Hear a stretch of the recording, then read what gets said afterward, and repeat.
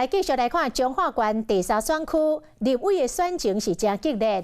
民进党的候选人吴音玲再度来质疑着国民党的谢依凤的家族有违建。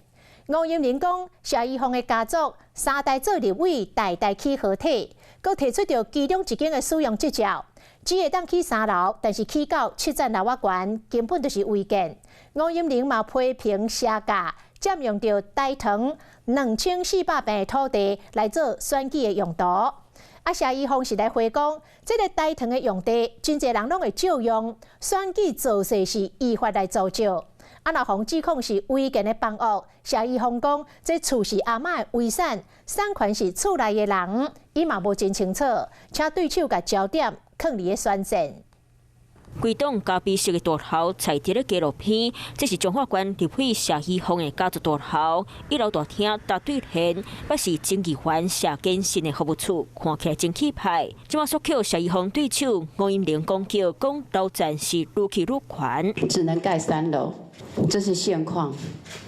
凭空长出了4、5、6、7。顶楼加盖，除了民国82年使用执照，顶面写敢来当起3楼，不过这栋厝今嘛是7层楼，叫选战对手吴音玲点名是违建。的确我不知情，那是我奶奶的遗产。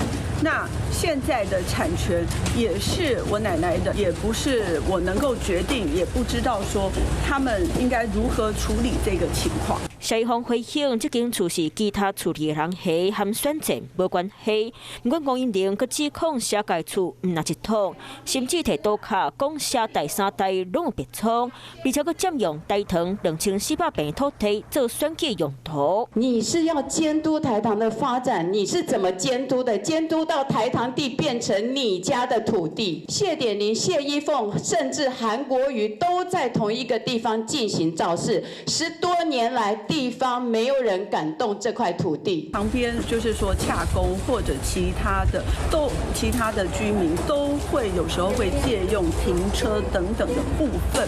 我相信我们绝对没有权利在选举造势的时候，我们也会依法跟台糖申请租借。随的回应对手的指控，两边之争是愈战愈黑。Hello， 我是蒋欣梅。想要抢先掌握最及时的新闻资讯吗？赶快订阅、按赞、开启小铃铛，锁定华视新闻 YouTube 频道。